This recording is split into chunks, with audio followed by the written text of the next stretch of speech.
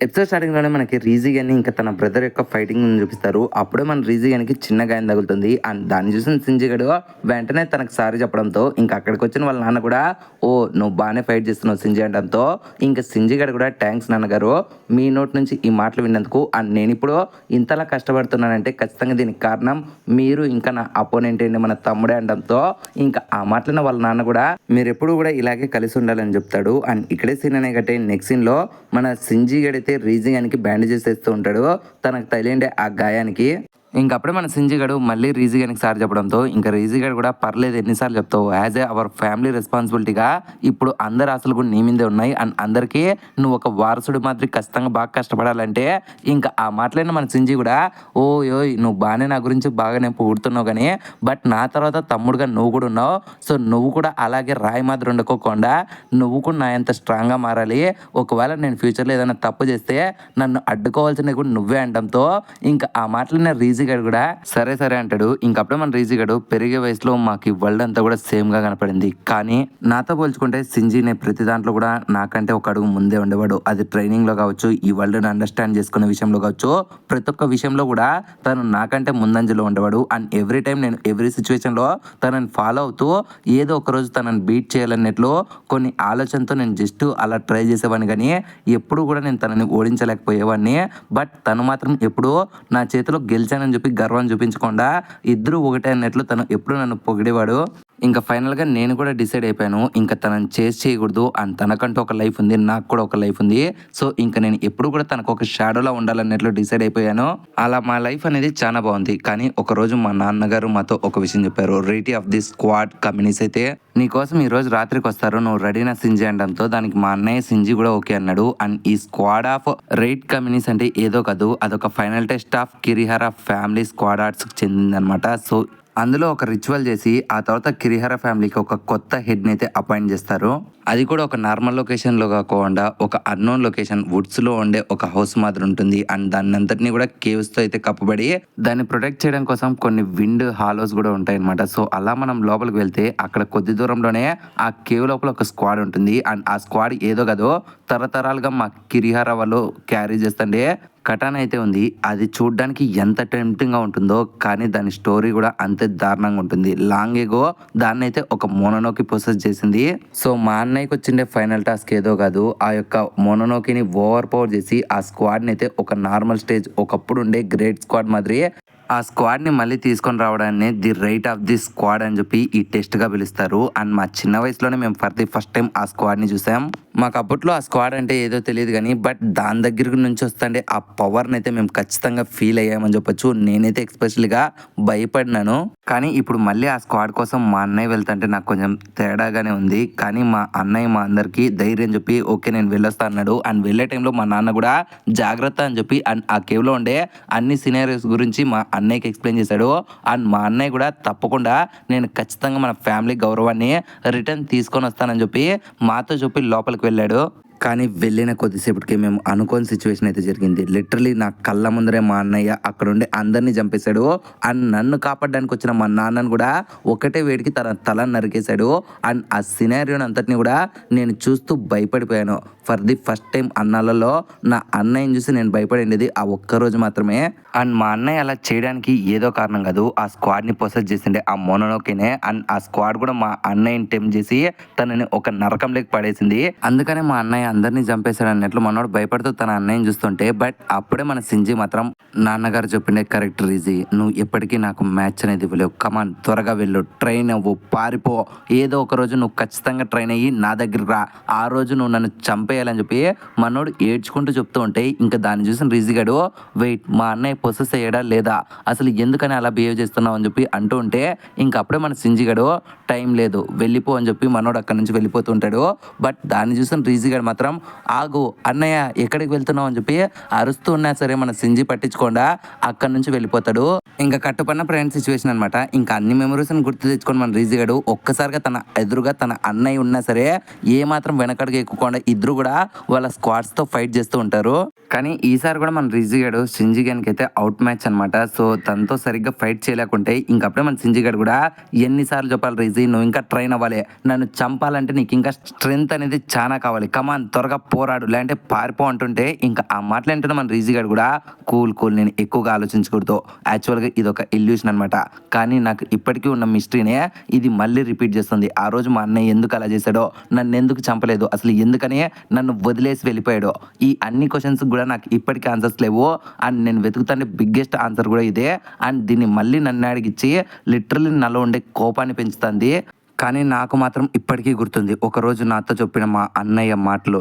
ఒకవేళ ఏదో ఒక రోజు మా అన్నయ్య తప్పుడు దారిలో వెళ్తే అండ్ తనని ఆపడానికి ఎవరైనా ఉన్నారంటే అది నేనే అని చెప్పి తను నాతో ఆ రోజు అన్నాడు. సో నేను తన నమ్మకాన్ని అయితే డౌన్ చేయకూడదు కదా అని చెప్పి ఒక్కసారిగా మనోడు తన స్క్వాడ్తో అయితే స్ట్రైక్ ఇస్తాడు. అండ్ ఇంకొక సైడ్ మన సింజీ గారు కూడా స్ట్రైక్ ఇస్తారు. కానీ బట్ అప్పుడే ఒక్కసారిగా మన రీజీ గడ్ మాత్రం థ్యాంక్ యూ, నీ హాలిజినేషన్ వల్ల నేను ఒకప్పటి నుంచి పారిపోవాలి అండ్ దాన్ని చూస్తే భయపడే ఒక సిచ్యువేషన్ని ఇప్పుడు నేను ఫేస్ చేసి దాన్ని ఓవర్కమ్ చేశాను, థ్యాంక్ యూ సో మచ్ అంటలేదో ఒక్కసారిగా మన సింజీ గన్ బాడీ కట్ అయిపోయి ముక్కలు ముక్కలుగా ఎవాపరేట్ అయిపోతుంది.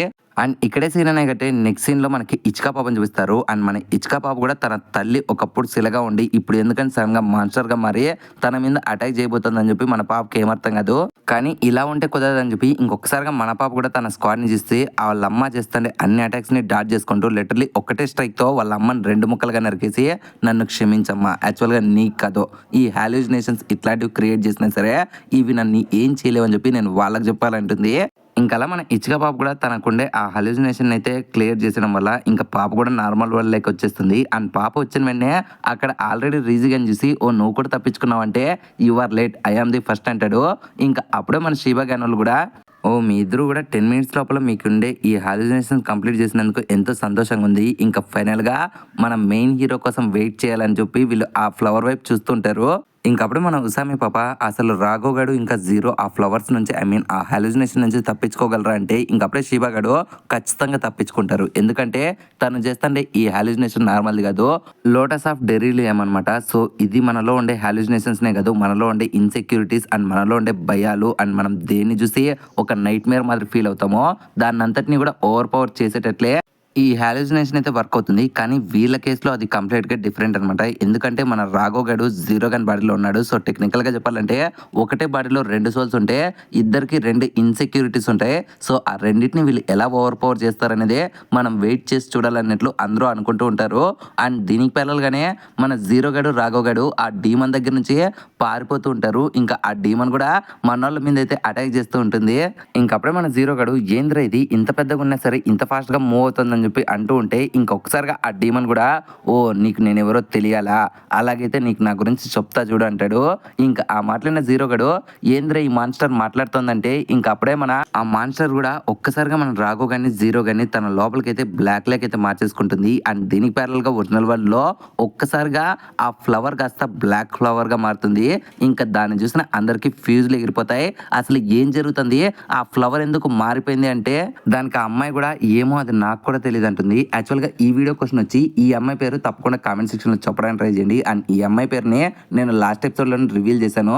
సో కరెక్ట్ ఆన్సర్ చెప్పిన వాళ్ళందరినీ కూడా నెక్స్ట్ వీడియోలో అయితే మెన్షన్ చేస్తాను. అండ్ లాస్ట్ వీడియోలో వచ్చి డివిజన్ 1 హెడ్ అయ్యిండే అమ్మాయి పేరు తెలిస్తే కామెంట్ చేయమన్నాను. సో చాలా మంది కరెక్ట్ ఆన్సర్ కామెంట్ చేశారు. అందుకని మిమ్మల్ని అందరినీ కూడా ఇక్కడైతే మెన్షన్ చేస్తున్నాను. మీరందరూ కరెక్ట్ ఆన్సర్ చెప్పినందుకు thank you so much. And ఈ వీడియోకి కూడా చాలా మంది కరెక్ట్ ఆన్సర్ చెప్పి నెక్స్ట్ వీడియోలో వాళ్ళందరూ కూడా స్క్రీన్లో రావాలన్నట్లు కోరుకుంటున్నాను. సో బెటర్ ఆన్సర్ తెలిసిన వాళ్ళు కామెంట్ చేయండి అండ్ ఖచ్చితంగా ట్రై చేయండి, ఆన్సర్ తప్పైనా పర్లేదు. Okay no back to the story. ఇంకప్పుడే మన ఫ్యూ పాప్ కూడా యాక్చువల్గా ఇది ఎందుకు ఇలా మారిందో నాకు కూడా తెలియదు, కానీ బట్ ఇదైతే ఖచ్చితంగా రాఘవ్ వల్లే జరిగిందంటంతో ఇంకా అప్పుడే మన వాళ్ళంతా కూడా అసలు ఏం జరుగుతుంది అబ్బా అన్నట్లు ఆలోచిస్తూ ఉంటారు. అండ్ దీనికి ప్యారలల్గానే మన జీరో గడు రాఘవ్ గడు ఒక అన్నోన్ లొకేషన్లో ఒక యాస్ట్రల్ ఫామ్లో అయితే ఉంటారు. ఇంకప్పుడే మన జీరో గడు అసలు ఇక్కడ ఏం జరుగుతుంది మామ, ఈ లొకేషన్ ఏంటి అంటే ఇంకప్పుడే రాఘవ్ గడు పక్కన తిరిగి చూసి అక్కడుండే ఆ రాయిని చూస్తూ జీరో అదేందో తెలుసా అంటే ఇంకా మన జీరో గడు కూడా తెలుసు దాని పేరే అని చెప్పబోతుంటే ఇంకప్పుడే రాఘవ్ గడు అదే ది డెత్ ఒబిడిషన్ ఒకప్పుడు నన్ను అక్కడే ప్రెజెంట్ చేసి పెట్టారు.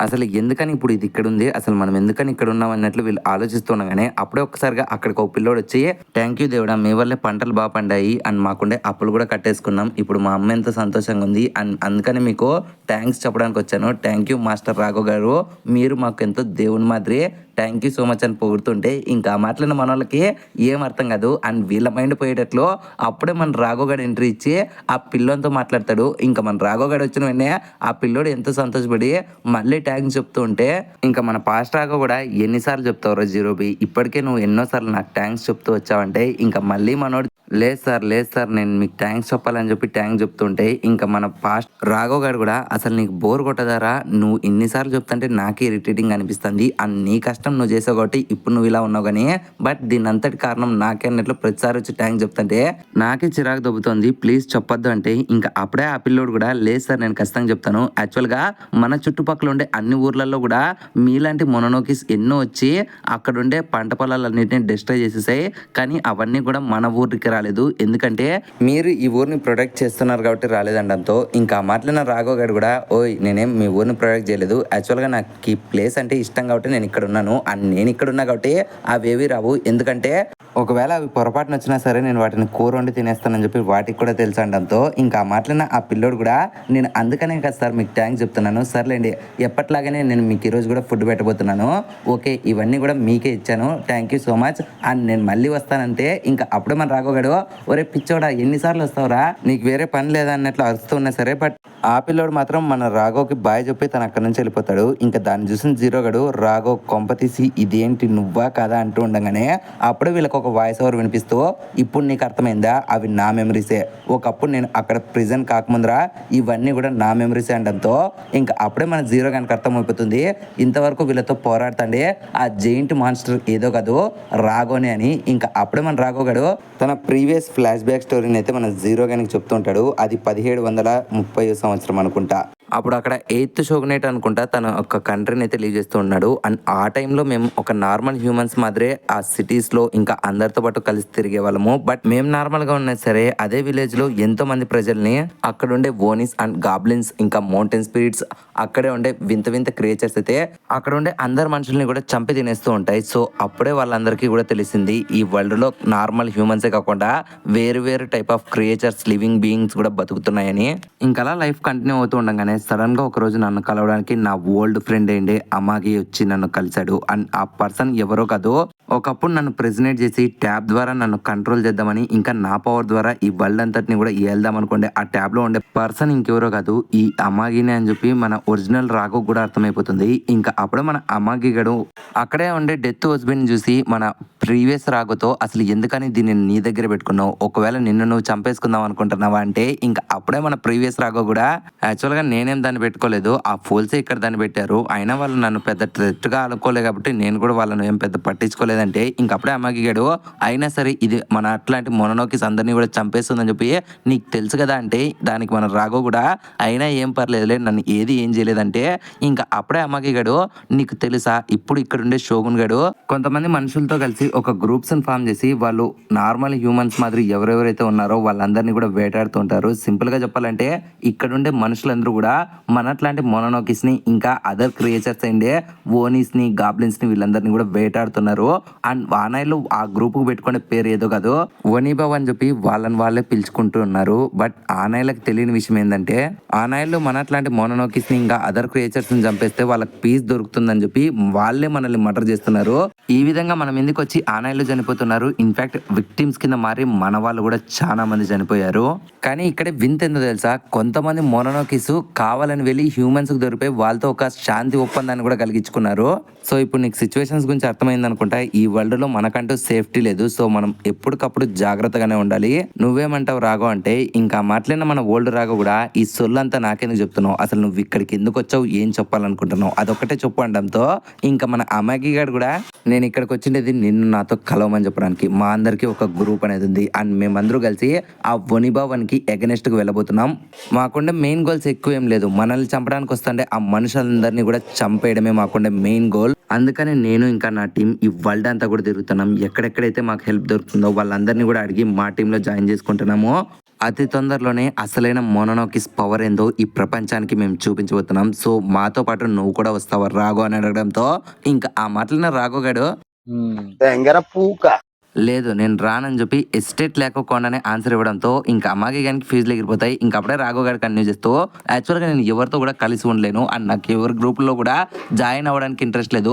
ప్రజెంట్ నేను ఒక పీస్ఫుల్ లైఫ్ని గడుపుతున్నాను, నాకు ఇది ఒక్కటే చాలు, ఇంకేం అవసరం లేదంటే ఇంకా మాట్లాడిన అదర్ మోనోనోకిస్లో ఉండే పర్సన్స్ అందరూ కూడా అరే నీకేమైనా పిచ్చి పట్టిందా వీళ్ళు మంచోళ్ళు కాదు అంటే ఇంకా అప్పుడే రాఘవ్ గారు ఒకవేళ నన్ను చంపడానికి ఇక్కడ ఎంతమంది నా కొడుకులు వచ్చినా సరే వాళ్ళందరినీ నేను చూసుకుంటాను, మీ యొక్క సలహాలు నాకు అవసరం లేదు, ఇక్కడ నుంచి వెళ్ళిపోవచ్చు అంటే ఇంకా అక్కడ ఉండే మోనోనోకిస్ అంతా కూడా మన రాఘవన్ తిడుతూ ఉంటారు.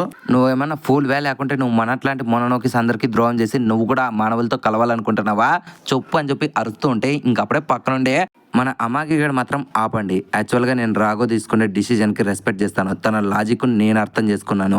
సరే రాఘు నేను ఇప్పుడు వెళ్ళొస్తాను అండ్ ఒక్క విషయం గుర్తుపెట్టుకో, నువ్వు మానవుల చేత వేటాడబడతావా లేదంటే వానైలను చంపేస్తావా లేకుంటే వాళ్ళతో కలుస్తావా ఈ డిసిజన్స్ అన్ని నువ్వే తీసుకో, కానీ నీ దగ్గర ఉండే పవర్ మాత్రం అల్టిమేట్. సో దానికోసం నేను రేపు మళ్ళీ నీ కోసం వస్తాను, అప్పుడు నీకు కరెక్ట్ ఆన్సర్ నాకు చెప్పు అంటే ఇంకా ఆ మాటలన రాఘవగాడు నువ్వు ఎప్పుడు వచ్చినా సరే నా ఆన్సర్ మాత్రం సేమే అనమాట. సో మర్యాదగా నువ్వు రాకుంటే నీకే అది బెస్ట్, మర్యాదగా ఇక్కడ నుంచి దొబ్బై నా కొడక అంటాడు.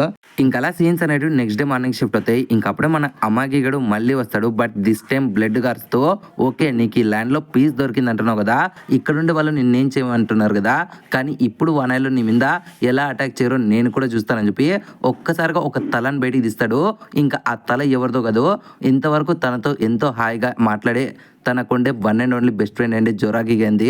ఇంకా దాన్ని చూసిన మన రాఘవగడు ఒక్కసారిగా అవుట్ ఆఫ్ కంట్రోల్ అయిపోతాడు. లిటరలీ మన అమ్మాకి కానీ చంపేద్దామని చెప్పి తన ఫుల్ ట్రాన్స్ఫర్మేషన్ లేక మరి తన నోట్లో నుంచి పెద్ద అటాక్ ని అమాగి గన్ మీద లాంచ్ చేస్తాడు. అండ్ దానికి అమాగి గడ్ కూడా రెడీగా ఉంటాడు కానీ బట్ మన రాఘవ్ గడ్ చేసిన అటాక్ వల్ల ఆ ప్లేసే కాకుండా ఆ చుట్టుపక్కల ఉండే టౌన్ అంతా కూడా డిస్ట్రాయ్ అయిపోతుంది. అండ్ ఆ పొగలో నుంచినే మనకి అమాగి గని కూడా చూపిస్తారు, తన బాడీ సగం అంతా డిస్ట్రాయ్ అయిపోయినా సరే బట్ మన అమాగి గడ్ మాత్రం నేను ఆల్రెడీ దీన్ని ఎక్స్పెక్ట్ చేశారు రాఘవ్, ఒక బ్లాక్ స్టార్ ఆఫ్ ది డూమ్ దగ్గర ఎంత పవర్ ఉంటుందో నాకు తెలుసు, ఇప్పుడు నేను దాన్ని విట్నెస్ చేశాను, కనీసం ఇప్పుడైనా సరే నువ్వు నాతో పాటు కలువు, ఎందుకంటే ఈ లెవెల్ ఆఫ్ డిస్ట్రాక్షన్ చేసి నుంచి నువ్వు ఖచ్చితంగా వనిభవన్కి ఒక థ్రెట్ మాత్రం అవుతావు, ఇక్కడే ఉండి వాళ్ళ చేతిలో హంట్ అవుతావా లేకుంటే నాతో పాటు కలిసి వాళ్ళందరినీ కూడా డిస్ట్రాయ్ చేయడానికి హెల్ప్ చేస్తావు, డిసిజన్ ఈజ్ యువర్స్. బట్ ఒక్క విషయం గుర్తుపెట్టుకో, నీ వల్లే ఇక్కడ ఉండి అందరూ చనిపోయారు అంటే ఇంకా ఆ మాటలైన మన రాఘవ్ కూడా ఒక్కసారిగా తన దగ్గరికి డైలీ వచ్చే పిల్లోని మెమరీస్ అన్ని గుర్తు తెచ్చుకుంటూ అవును నువ్వు చెప్తానే కరెక్టే, ఇదంతా కూడా నా వల్లే జరిగింది, నాకుండే ఈ ఇమ్మెర్సివ్ పవర్ వల్లే జరిగింది, బహుశా ఇది నా తప్పేదం అనుకుంటా, ఆ పిల్లోడే నన్ను ఎక్కువగా నమ్మాడు కానీ నేను తనని కాపాడలేకపోయాను. కానీ ఒక్క విషయం చెప్తా చూడు, రాఘవ్ అనేవాడు ఎవరి కింద కూడా పప్పెట్ మాత్రం ఉండడు అండ్ నేను చేసిన తప్పుకి ఖచ్చితంగా శిక్ష నేనే అనుభవిస్తానని చెప్పి ఒక్కసారిగా తనంతకు తను పక్కనే ఉండే స్టోన్ ని టచ్ చేసుకుంటూ తన పవర్స్ అన్నిటిని కూడా పోగొట్టుకుంటూ తనని తను సీల్ చేసుకుంటూ ఆ విధంగానే మనోడు అక్కడ సీల్ అయిపోయి ఉంటాడు. ఇంకా నువ్వు కట్టుపన్న ఫ్రెండ్ సిచ్యువేషన్ అనమాట. ఇంకా హాల్యూజినేషన్ లో ఉండే మన జీరో రాఘోతో మన మెయిన్ మాన్స్టర్ గా మారిండే మన రాఘో ఓకే ఇప్పుడు అర్థమైందా, ఒరిజినల్ రాఘో ఇంకా జీరో ఇదే నాకుండే మెయిన్ ఫ్లాష్ బ్యాక్. నువ్వు సీల్ కాకముందర నీకు ఏం జరిగిందో తెలియదు అన్నావు కదా, ఇప్పుడు నేను నీకు మొత్తం అంతా స్టోరీ చూపించాను.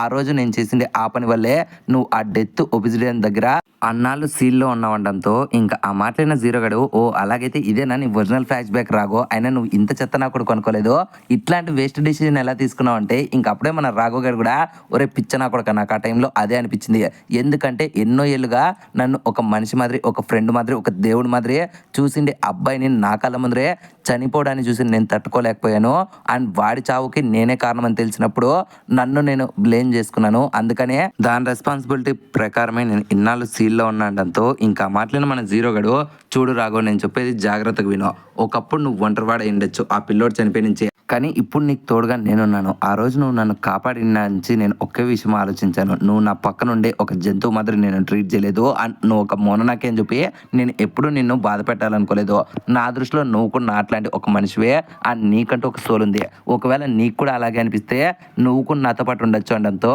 ఇంకా ఆ మాట్లాడిన మన ఒరిజినల్ రాఘవ్ కూడా డెఫినెట్లీ నేను ఆ రోజు ఏమనుకుని నీతో ఫ్యూజ్ అయ్యాను తెలియదు కానీ బట్ నీతో ఉన్న ప్రతి నిమిషం కూడా నేను ఎంతో సంతోషాన్ని కలిగించాను, ఖచ్చితంగా నీతో పాటు కలిసి ఉంటా అనడంతో ఇంకా ఆ మాటలంటున్నా ఆ జైంట్ రాఘవ్ మాన్స్టర్ మాత్రం లేదు నేను మాత్రం దీనికి ఒప్పుకోను, మిమ్మల్ని ఇద్దరిని మాత్రం కలిసి ఉండని అని చెప్పి ఒక్కసారిగా వీళ్ళ మీద అటాక్ చేస్తుంది. ఇంకా మాట్లాడిన జీరో గడు ఓ షెట్ నేను ఈ జైంట్ మాన్స్టర్నే మర్చిపోయాను, ఇప్పుడు ఏం చేద్దామని చెప్పి రాఘవ్ని అడిగితే దానికి మన రాఘు కూడా ఏం చేయాలో నీకో తెలుసు అంటాడు. బట్ అక్కడ ఉండే జైంట్ రాఘు మాస్టర్ మాత్రం లేదు, మిమ్మల్ని ఎక్కడికి తప్పించుకొనివ్వను, ఇక్కడ కానీ నువ్వు చనిపోయావంటే అప్పుడు నీ ఫుల్ పవర్స్ అనేటివి నాకు దొరుకుతాయి, ఇప్పుడే నేను నిన్ను చంపేస్తానంటే ఇంకా ఆ మాటలు ఏంటంటే మనోళ్ళు కూడా దమ్ము ఉంటే ట్రై చేసుకో అంటారు. అండ్ దీనికి ప్యారల్గా ఒరిజినల్ వరల్డ్లో మన ఫ్యూయో పాప ఎలాగైనా సరే రాఘోని జీరోని బయటికి రప్పిద్దాం అనుకుంటుంది.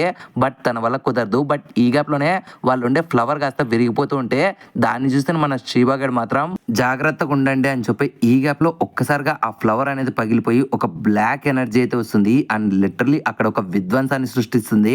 ఇంకా దాన్ని చూసిన మన వాళ్ళకి ఏం అర్థం కాదు కానీ బట్ ఆ పొగలో నుంచి మన రాఘు గాడు జీరో గాడు అయితే బయటకు వచ్చి అమ్మ చాలా కష్టపడ్డా, ఆకలి అవుతుంది, ఫుడ్ ఉంటే పెట్టండి రా అంటే ఇంకా మన జీరో గాని చూసిన అందరూ సంతోషపడతారు. తను కూడా తన హాలిజినేషన్ పోగొట్టుకున్నాడని. ఇంకా అలా మన వాళ్ళు ముగ్గురు మాట్లాడుతూ ఉంటే ఇంకా దాన్ని చూసిన శివ కూడా బహుశా ఎట్టకేలకి ట్రైనింగ్ అనేది సక్సెస్ అయింది అండ్ దీనివల్ల మనకు కూడా హెల్ప్ జరిగినట్లుంది అనుకుంటారు. అండ్ నెక్స్ట్ సీన్ లోనే మన రాఘవ్ గడు జీరో గడు జరిగిన మొత్తం రాఘవ్ ఫ్లాష్ బ్యాక్ స్టోరీని మన వాళ్ళందరికీ ఎక్స్ప్లెయిన్ చేయడంతో ఇంకా ఆ మాటలను శివ గడు కూడా ఓ నైస్, ఈ ట్రైనింగ్ వల్ల ఉపయోగం లేదనుకున్నా కానీ బట్ మనకి మంచి విషయాలే తెలిసాయి. అలాగైతే అందరికంటే పెయిన్ ఉండేవాడు అమ్మాగినా, అలాగైతే వాడు కూడా ఒక మోనోనోకేనా, సరేలే అన్నట్లు మన శివగాడు ఆలోచిస్తూ ఉంటే పక్కన ఉండే ఉసామి పాప సార్ ఇప్పుడు మీరు నిజంగానే ఈ ఇన్ఫర్మేషన్ అంతా కూడా అందరికీ చెప్పబోతున్నారా అంటే ఇంకప్పుడే శివగాడు అలా ఏం లేదు, ఈ ఇన్ఫర్మేషన్ అనేది మనకు ఒక ట్రంప్ కార్డ్ లాంటిది, సరైన టైంలో చెప్పాలన్నట్లు మనోడు కుసుమి పాపకి ఇన్ఫర్మేషన్ షేర్ చేయాలి వద్దన్నట్లు ఆలోచిస్తూ ఉంటాడు. అండ్ ఈ సీన్తోనే ఈ ఎపిసోడ్ అనేది ఎండ్ అయిపోయింది ఫ్రెండ్స్.